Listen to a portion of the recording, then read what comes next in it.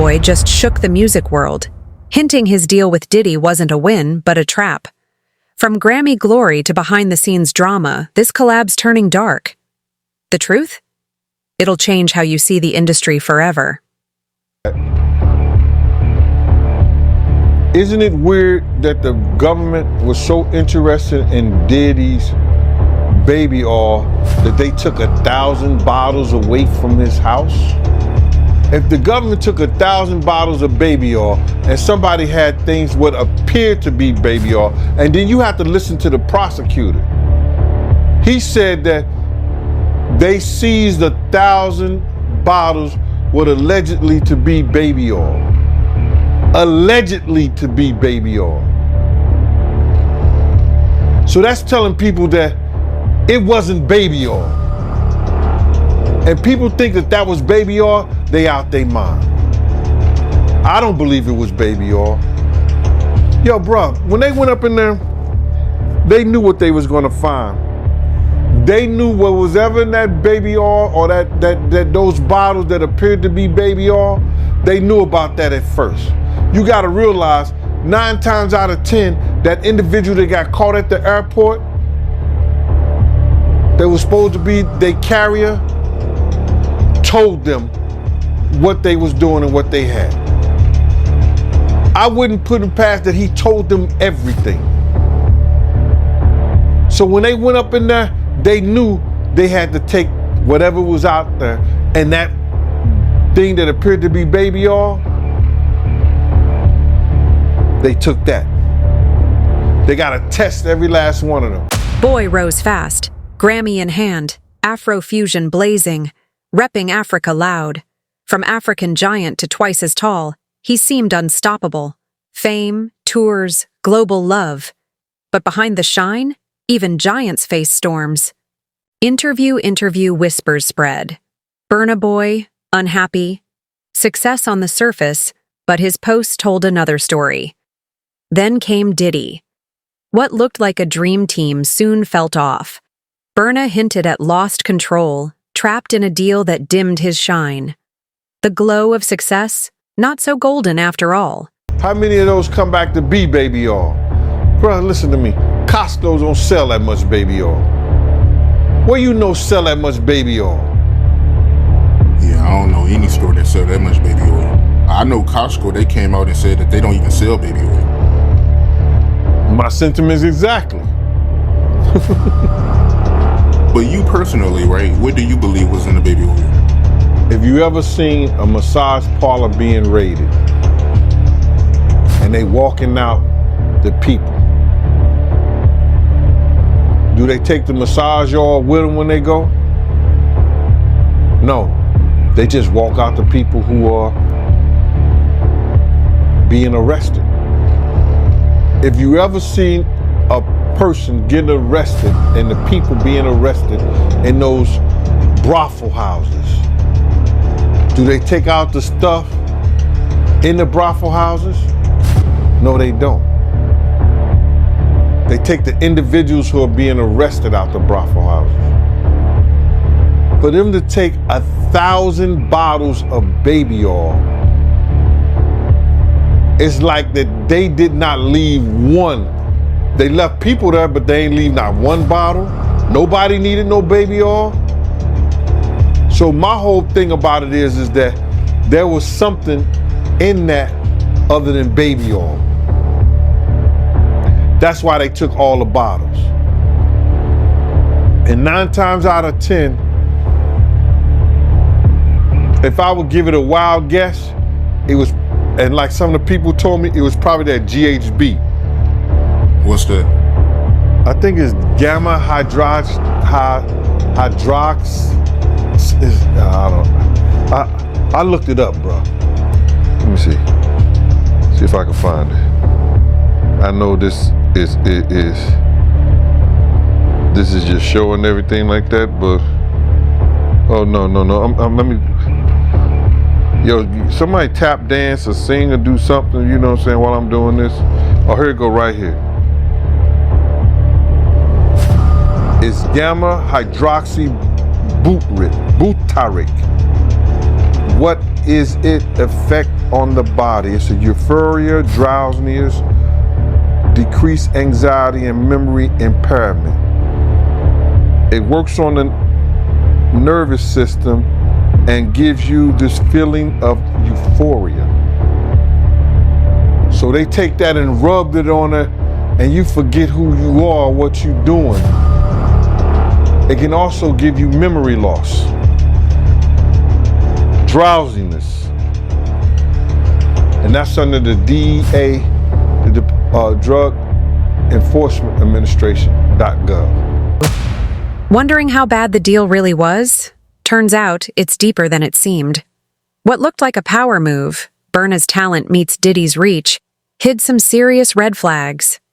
Behind the scenes, tight clauses, limited, control and strings attached, a shiny deal with freedom quietly fading. No, you want to sit around and pretend to like bitch.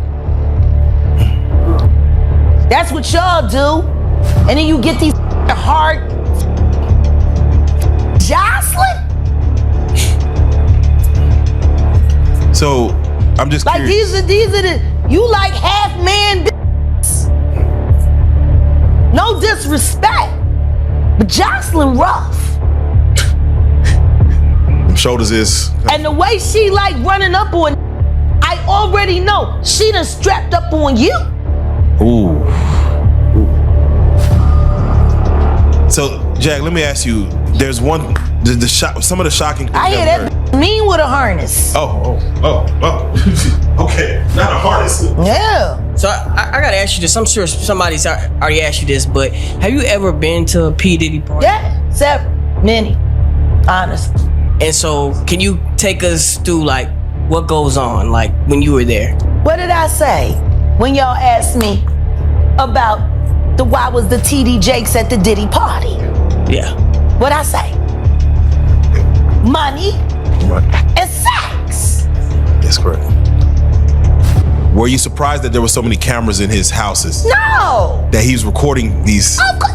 He is the J. Edgar Hoover of hip hop. Okay. Y'all done seen him put on the pyramid with a skirt?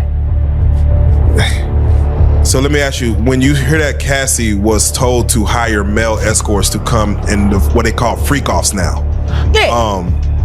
Is that something normal that happens in Hollywood? Yeah. Freak-offs. Yeah. Okay. Everybody know that. I've been saying it. Yeah. Yeah. How many times I got these is wild. So do you feel like people, when they hear pink cocaine, Young Miami has to bring across? Wait, the Tusi. Yeah, the Tusi. That's what they call. I found out. I talked to my drug guy because I wanted to be informed. Because people was calling it Tusi, that's calling it the Tunchi. I didn't know which one it was, so I talked to my drug guy, and my drug guy filled me in, and then it made perfect sense. Tusi. Talk to him. Drugs with Jaguar. Let's talk. Drugs education. 101. So Tusi is the cocaine, but they take the ketamine and cook it up, and they fold it into the coke. Now, if you don't know what ketamine is what they call on the street Special K. It's a veterinary drug. It's a horse tranquilizer. Now, gay men have been using this for years. See, back in the day, if you went to a gay party or a gay rave, there were certain drugs that you would always find on hand. Viagra, ecstasy, Special K, and cocaine. Now, see, the cocaine keep you up all night, but unfortunately, it gives you limp noodle because of what the blood flow is. So you want to fuck with a half-hard dick all night. So that's why you have the Viagra, to make sure that the dick involuntarily stays hard while you're numbing your fucking self with the coke. Now see, the ketamine, that's a horse tranquilizer, so that relaxes all your muscles. You could get fucked by 80 fucking ton gorillas. You wouldn't feel a thing. So now your dick is gonna stay hard. You numbed up and you high. You got the ketamine in you, so you don't feel shit. And then you add the ecstasy to put in the feeling that you've now blocked out, and now you got a party. Freak off cocktail. Yeah. Burna's not alone. Music history's full of tough contracts. Prince, TLC, they soared but paid the price. And Diddy? He's no stranger to these deals. For Burna, the risks are real. Sound, image, earnings, even freedom. Then came a leaked hint. Diddy might be getting a cut of it all. Burna built the empire, but someone else could be cashing in. These stories and everything like that, because this is stuff that happened back in the day. And then maybe that if they knew there was going to ever be a YouTube, or they knew there was going to ever be social media, a lot of the stuff probably wouldn't have got played out like it did. But things happen, and these are just stories from the past. I would like to use that as, what you call that, just to clear the facts up what's going on. But it all started, we was in Atlanta. And this story starts when I'm with Puff, and he's in exotic bookstores, and he's doing shopping, right? He's shopping, getting his stuff and everything like that. So, you know, this is the first time I was ever in an exotic bookstore with Puff. So, you know, I'm giving him his space. He's taking things off the shelves and stuff like that, because they gave him a brown paper bag. When they gave him a brown paper bag, he was just putting stuff in there. So I said, damn, you know, he got to go put it on the counter and, you know, show everybody what he's getting. So as he going, I'm just looking at the places where he picking stuff from. So there's one part he picked up some things from up here on my left side. And then he picked like quite a few of them down. I'm like, okay. He put them in the bag. So when I went by there and I looked up there, and it said butt plugs. And I was like, hey yo, I was messing with him. Because people don't understand, you know, we was like friends. He was a part of the same gang. So I'm still gonna tease him. I'm still gonna mess with him and everything like that. I could do that. It wasn't just no security thing. So I say, yo, what are you getting this for? And it said butt plugs, and he was like, yo, can I do my shopping by myself? I said, yeah, you can do it by yourself, brother. And he started walking and everything like that. When he got I just waited at the counter. When he got to the counter, he didn't even have to show the guy nothing. He just gave the guy a wad of money. I mean, like, he gave the guy a stack, something like this. And Puff wasn't the dude that carried no 20s and no 50s and nothing like that. And I mean, like, he just said, boom. And we walked out the store. So we had to leave Atlanta and go to North Carolina for a show. You understand? And it was him, this rapper, Sarah, and this other girl.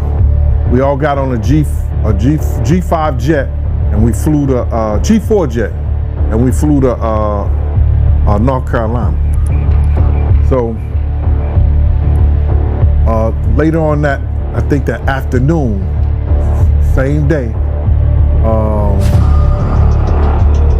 this rapper and him, they all in the room together. You know, it's Sarah, the girl, Puff, and this dude, this rapper. So At first, Burna and Diddy looked unstoppable. Studios, parties, big energy. But behind the flash, tension, creative clashes, money disputes, and a partnership unraveling fast. What seemed like a power move turned into behind the scenes chaos. The glow didn't last. I'm hearing at the door and stuff like that, like, yeah, so then next thing you know, somebody rang the doorbell. We had the presidential suite where we was at. So I opened the door, and the dude said, yo, I'm here for my cousin. I said, who your cousin? He said, Ja Rule. I said, well, he busy right now. He said, he busy doing what? I said, he with Puff, they're in the room, they busy, they don't want to be bothered. He said, well, I'm going in there. I said, bruh, you ain't going in there, because he told me they don't want nobody to be bothering them. He was like, yo, I don't care, man, I'm going in there. That bull like that. I said, yo, bruh, Jesus Christ had to come down here and take the air out of my body before you get in that room right there. Watch. He tried to bum rush me, I grabbed his and threw him against the piano. When I threw him into the piano, Puff and Ja Rule runs out the room. Puff got his towel, Ja grabbing his towel, but they butt the naked. And so then Ja was like, yo, what's going on? Yo, Gene, that's my cousin. He know me well, and Puff was like, yo, Gene, what happened? I said, he tried to get in the room. I told him he couldn't get in the room. He was like, Puff looked at Ja. He said, yo, Ja said, you ain't want to go in that room because there's a lot of freaking going on. So I was like, oh, he said it was a lot of freaking going on. So that was basically that story, man. You know what I'm saying? They went back in the room. Dude felt a certain kind of way, and he left out. So I seen them at the concert the next day, and they tried to, form up against me. But my man Frank was like, I told my man Frank, I was like, yo, Frank, put yourself in that position. Somebody trying to get in the room, and Ja told you don't let nobody get in the room. What would you do? Now, y'all can do whatever y'all want to do, man, but I ain't taking no losses. He said, yo, you good, and that was it. Bruh, when Ja said, you don't want to come up in there, a lot of freaky stuff is going on. You got to use your mind. What they was doing with those butt plugs. Right.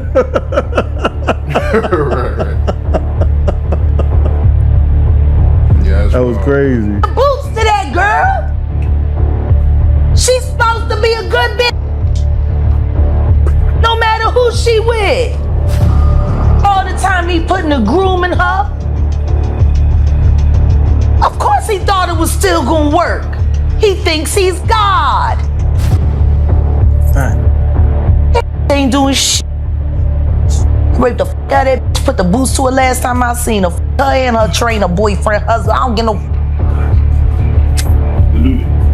So you hear about stories of Diddy like shooting people, blowing up cars. Yeah. Is he this gangster that behind the scenes is that him?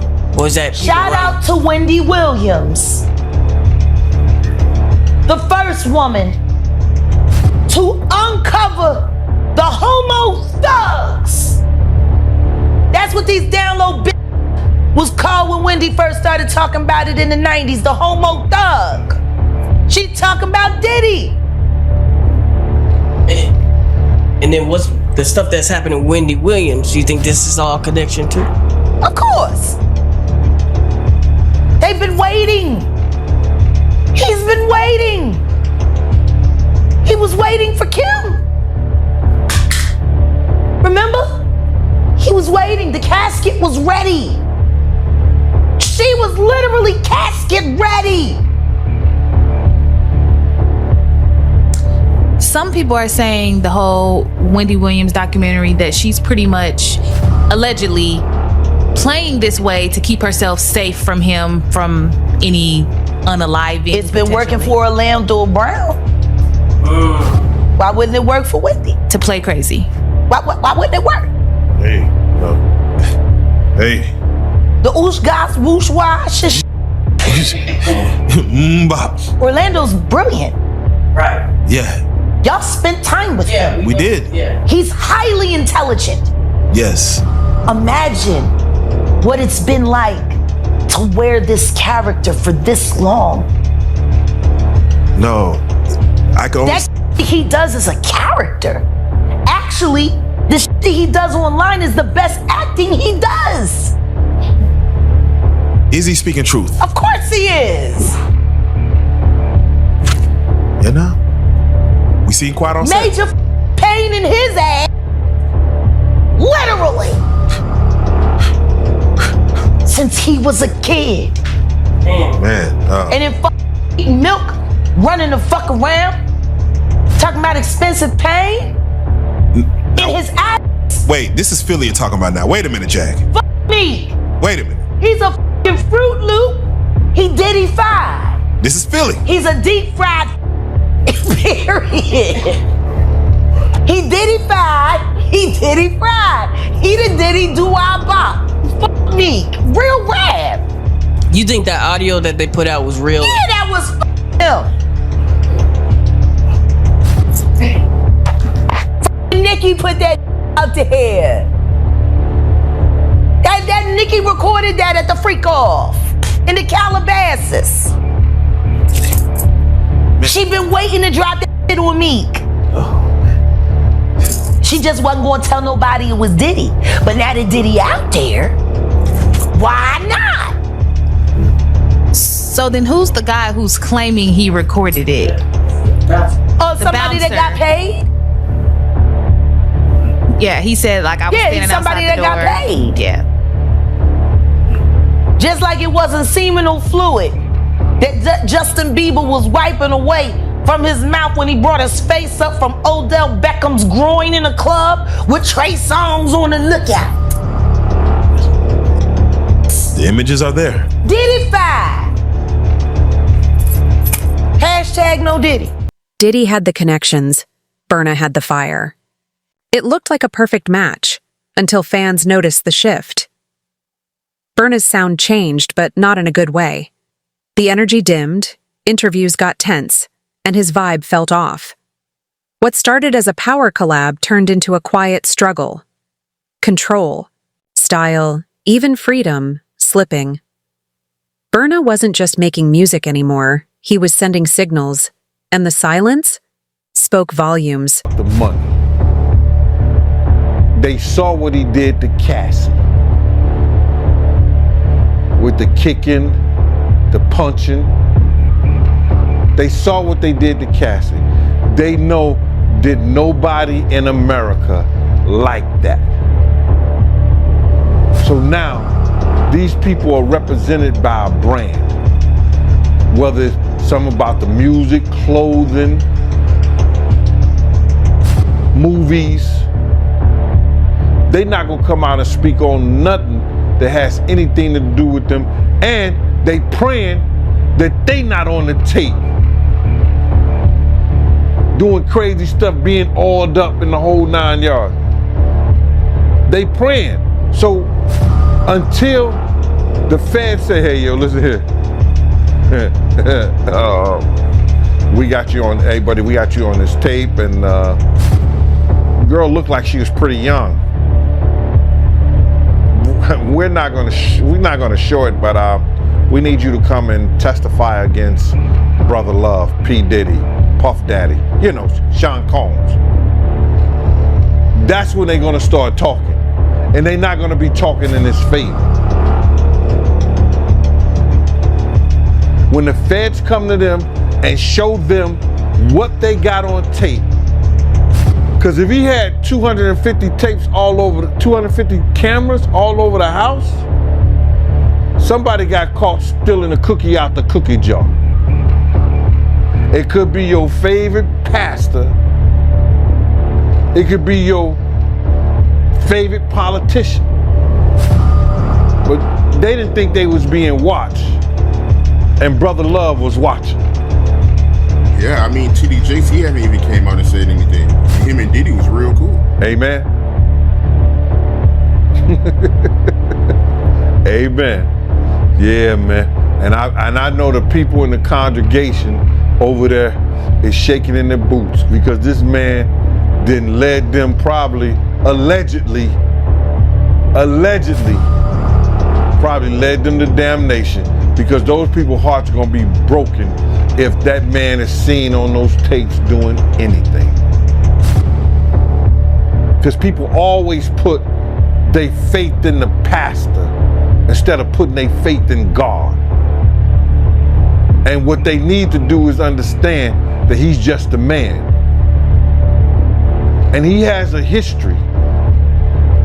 It's not looking too good for him. So you feel like celebs are worried that they might be on tape? Oh, they know. That's why they ain't speaking up or saying nothing. Yeah, I was at a Diddy party, but I know I ain't do nothing. When you don't know somebody's taping you, when you don't know that somebody is videoing you in some kind of form or fashion, you got that alcohol, you got the drugs in you, they're a little loose, bruh. They let down all their inhibitions. The music is pumping. He said it himself. he got it so hot in there that you gotta take your clothes off. He said that himself, bro. So a lot of them, like what he said? I think a lot of them was being swallowed. Have you ever been swallowed? They tell off on themselves all the time, man. You just gotta listen. But why do you think Diddy had all them hidden cameras? Bro, when you that powerful, you didn't get that powerful without having 1 or 2 or maybe 3 ups on somebody. Diddy always been the type of individual that wanted to have ups on the next person no matter what they was doing. Like, he always played artists against each other. He did it to Big, he did it to Craig Mack. You understand?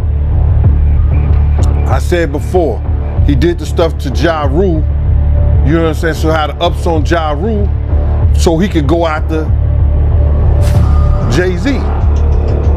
You understand what I'm saying? So he always played those kind of up games on people. So to have those cameras and know what he was doing, it's gonna give him the ups on everybody who came to that party. Even your favorite basketball player. Ain't no party like a Diddy party. We know who said that. He may be one of the person who got caught up in the Diddy party. LeBron said that, but yeah, you might be right. You know, it sounds like he had all them hidden cameras to use it against people. I think that was said in the indictment, right? That was said in the indictment. You know, somebody, I think Dawn may have said that. I don't know for sure, and correct me if I'm wrong. He would, even if you didn't want to do something, he would tell the individual, well, I got you on tape doing it before. And the person would feel pressured in having to do something or come and do something at the party or be at the party because he already had him on tape right then and there. But what you think when you do it the second time? He's still gonna have you on tape. Those tapes is the one who's killing, because people don't understand this. Little Rod, he's taping for Diddy in some occasions. When he wrote his indictment up, when he wrote his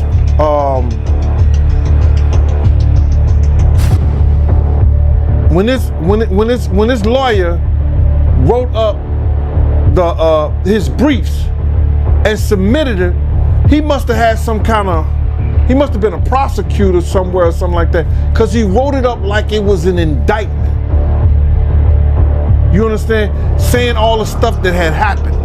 Then people don't understand this. After he wrote it up and he had the tapes and everything, they sent that to the feds. The feds opened up a case on that. Burna's not backing down. He's swinging back, ready to reclaim his ground.